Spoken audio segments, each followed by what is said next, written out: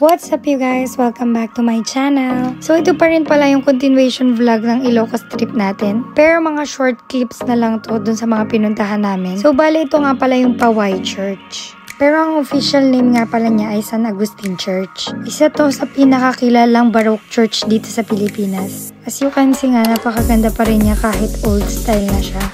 Bale ito nga pala, malapit na lang to sa Paway Sand Dunes. Kaya after namin doon, pumunta na kami dito.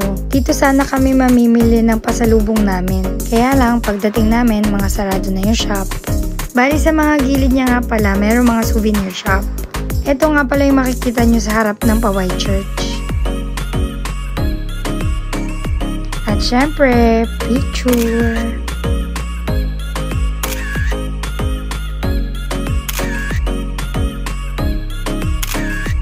Bali sa right side nga, meron nga palang spot para mag-picture.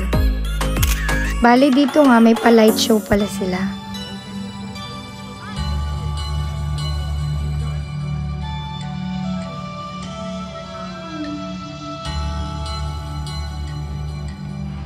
Adjust ka man.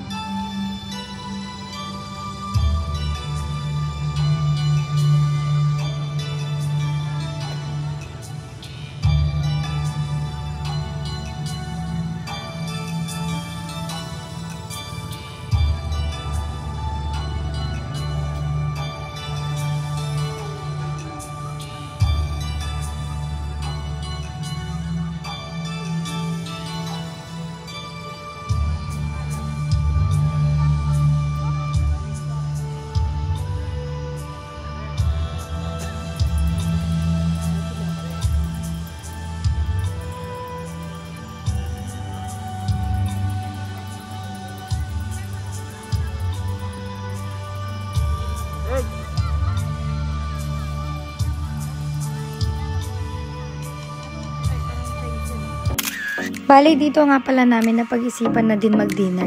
Bali dito nga kami kumain sa Kusina Valentin. Sobrang masarap yung food nila dito guys.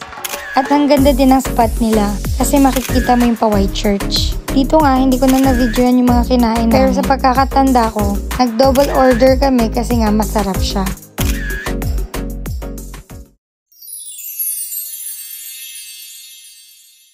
Bali last day na nga pala ng trip namin and pupunta kami sa Bangi Windmills. Hindi kompleto ang Ilocos trip mo kung wala kang picture sa malaking electric fan. Bali nadaanan na pala namin to nung pumunta kami ng Patapat Bridge. Kaya lang kulang kami sa oras ng mga panahong yun kasi nga nag-book ako ng sand dunes namin.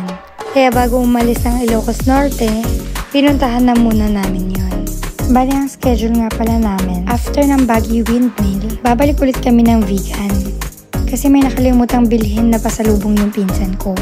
At doon na din kami magla-lunch.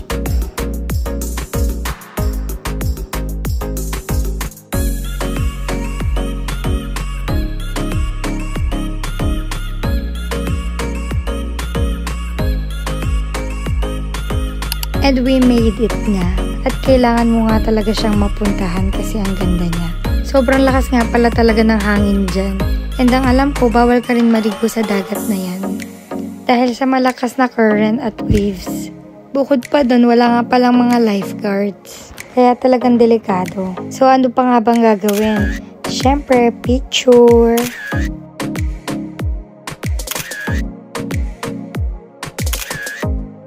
So, bali nga dito, nag-picture-picture lang kami.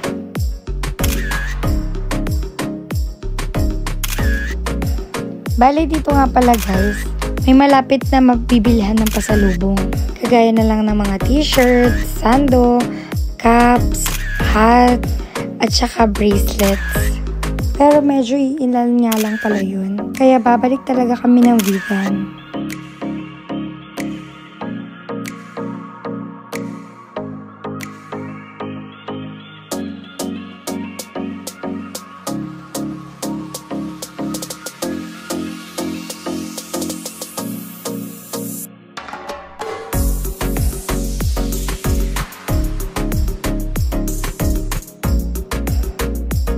Bali, nandito na nga ulit kami sa vegan. Bumalik kami dito para bumili kami ng Marshalls. Bibingka at brownies nga pala yung binili kong pasalubong. Ito nga din pala yung itsura niya sa umaga. Sayang nga lang at hindi na kami nakapag-picture dyan. Kasi nagkanya-kanya na kaming bumili ng mga kailangan namin.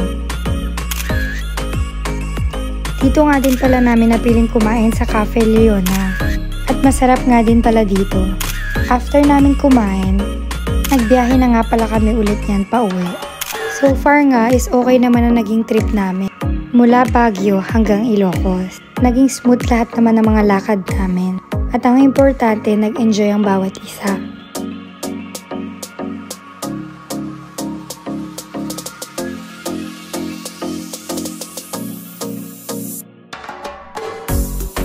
Dito nga pala, madadaanan namin yung tulay na nasira. Kali tinatawag nga pala nila yung Quirino Bridge.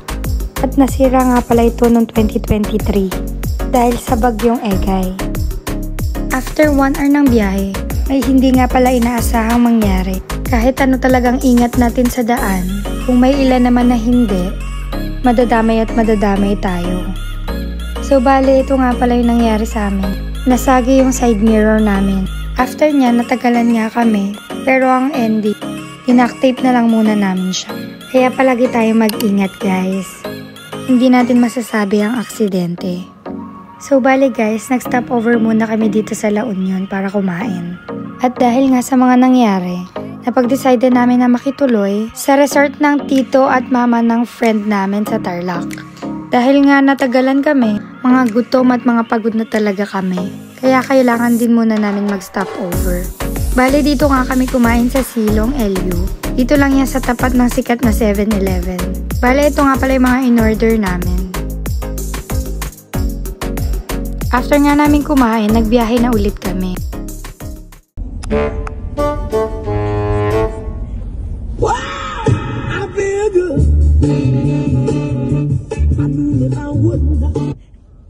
I feel good. I knew that I wouldn't. So failed nga. Mahimbingan tulog nila. Late na nga kami dumating kaya hindi na ako nakapag-video. Pero ito nga pala yung resort nila. Bali dito nga pala yan sa Rudy's Campsite sa Tarlac. Sobrang nagpapasalamat ka pala kami sa tito at mama ng friend namin dahil pinayagan nila kaming makituloy kahit alanganing oras na at saka may booking talaga sila niyan. Tingnan nyo lang guys, ang ganda ng sunrise, diba?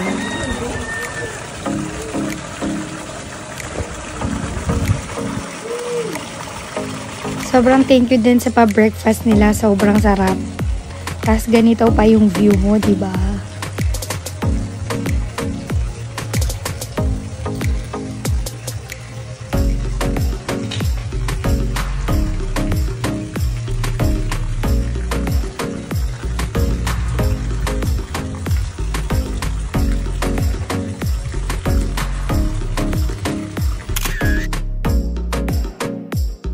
Yun lang for today's video. Thank you for watching. Sa susunod ulit. Bye!